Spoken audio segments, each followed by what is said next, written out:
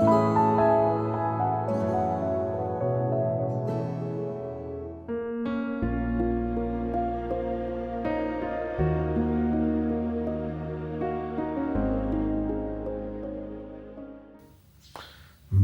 कहते हैं आगमो अपायनो अनित्याश्च तान तितिक्षस्व भारत। ये आने जाने वाली चीजें हैं, सुख दुख मान हानि ठंडी गर्मी।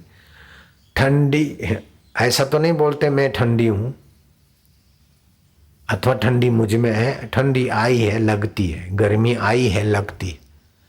ऐसे ही चिंता आई है लगती है, काम आया है लगता है, क्रोध आया है लगता है। लगता है जाना तो उसका प्रभाव घट जाएगा।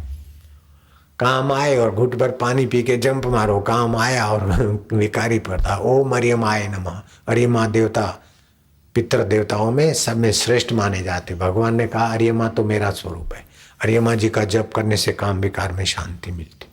रात को सोते समय बिस्तर पर माँ का नाम उंगली से लिखकर सोए, ओम अर्यमाय नमः जप करे तो विकारों में शांति मिलती। सर्वांगासन करके श्वास बाहर निकाले, योनि को सकोचे 10-20 बार धक्के तो वीर्य ऊपर को आता है।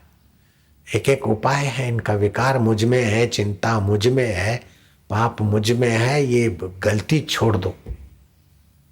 जान लो कि ये मुझ में नहीं, ये आने जाने वाले मैं मुझ में कहकर इन गुंडों को, इन डकैतों को घर में बिठा रखा हूं। अब संत और भगवान मिलकर भी मेरा दुख नहीं मिटा सकते जब तक मैं अपने में मानूंगा इनको। कई दिक्कत ना है, हमारे में नहीं है। बोले नहीं है कहने से भी तो दुख तो नहीं मिटता है। दुख नहीं मिटे तो भले ना मिटे, लेकिन दुख है तो मन में है, बीमारी है तो शरीर में है, मुझ में नहीं है। दुख क्यों नहीं मिटता है? देखो मिटेगा। जितना दृढ़ता से मानोगे उतने वो बूंदू हो जाएंगे, तुम बलवान हो जाओगे। एक छोटी सी कहानी। भगवान कृष्ण और भीम रात्रि को घने जंगल में रात गुजारने के लिए वारा बांध दिया। पहला पहर भीम जगेगा, दूसरे पहर श्री कृष्ण चौकी करेंगे। भीम तो भीम गदा रखी कोल्हे पे, जय श्री कृष्ण बड़ा चक्कर मारे। श्री कृष्ण सोए, इतने में एक व्यक्ति आया। क्यों रे भीम के बच्चे, है जीवान संभाल के बोल, नहीं तो तू क्या कर देगा। है तू मत बोल। तू कहां से आया रे भूत? बोले मैं भूत हूं कि तू भूत है? भीम भूत। बोले भीम को भूत कहने वाले तू भूत। बोले तू तू तू तू करते करते आपस में वाक्य युद्ध हुआ। और जैसे जैसे भीम चिढ़ता जाए ऐसे ऐसे वो चिढ़ाते जाए, और जैसे जैसे चिढ़ाते जाए वैसा वैसा वो सामने वाला जो व्यक्ति था बलवान होता गया, बलवान होता गया।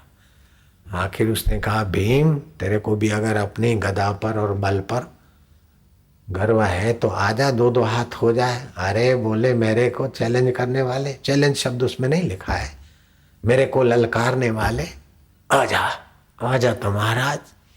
हाथापाई हुई, मल्ल युद्ध, धाड़ धाड़ धाड़।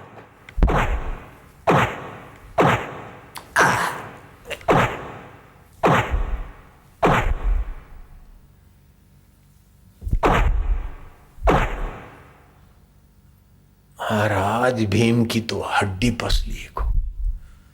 अब क्या करे, हाय बाप रे, बचाओ बचाओ। तो कायरों का काम है। थोड़ा बहुत मारते गए और मार खाते खाते ऐसे हो गए कि बाप रे। इतने में श्री कृष्ण के जगने का टाइम हुआ। वो व्यक्ति चला गया, भीम लेट गया। कृष्ण जगे। क्यों रे कृष्ण लोगों को चक्कर में डालते हो? कृष्ण कहते अच्छा बेटा तू यहाँ भी आ गया।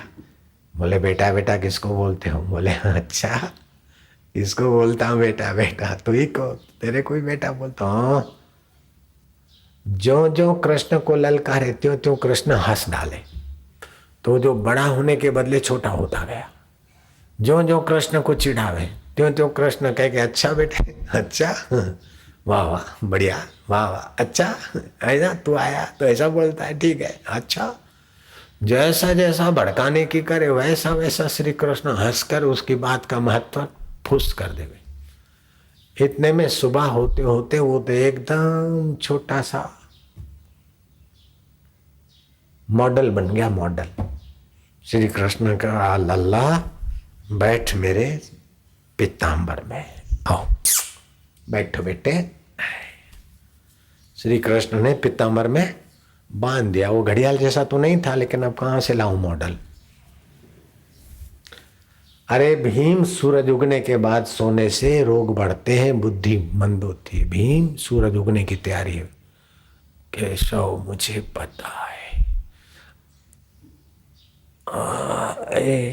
क्या बात है भीम? बोले प्रभु मत पूछो। 4 दिन पड़ा रहूंगा फिर भी ये पिटाई की मार क्या है। गुज्जी मार भी आए, गुप्त पिटाई हुई है। बैठो मार लागो छे। क्या हुआ?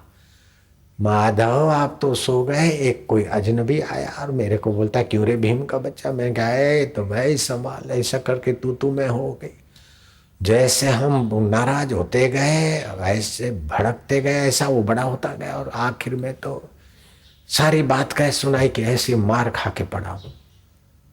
बोले अच्छा, वो अजनबी आदमी ये तो नहीं था?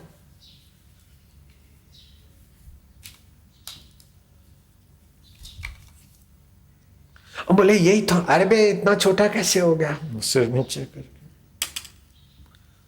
क्या बात है माधव, हम समझे नहीं। माधव ने उसको रवाना कर दिया। बोले इसी का नाम मिथ्या होते हुए भी सत्य प्रतीत होता है। ये मायावी जीव था। माया भी ऐसी है, देखते देखते अगर उसको महत्व देते तो बड़ी हो जाती और सताती है, और उसको देखने लग जाते तो नन्हे हो जाते और आप स्वामी बन जाते।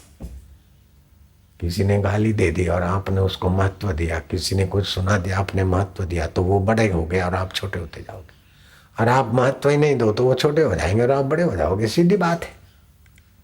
कई दिक्कत ना है, कई दिक्कत ना है।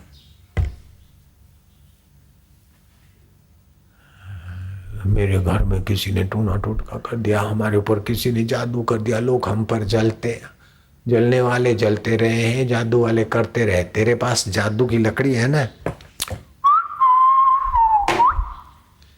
गुरु गीता का पाठ करके घर में पानी छाट दे। किसी ने तांत्रिक कर दिया तो टम टम कर दे। हमारे दुश्मन बहुत है कि गुरु जी की, भगवान की आरती कर ले। ये सब उनका प्रभाव अपने आप ठुस हो जाएगा और तो अपना मौज में रहे। कई दिक्कत ना है।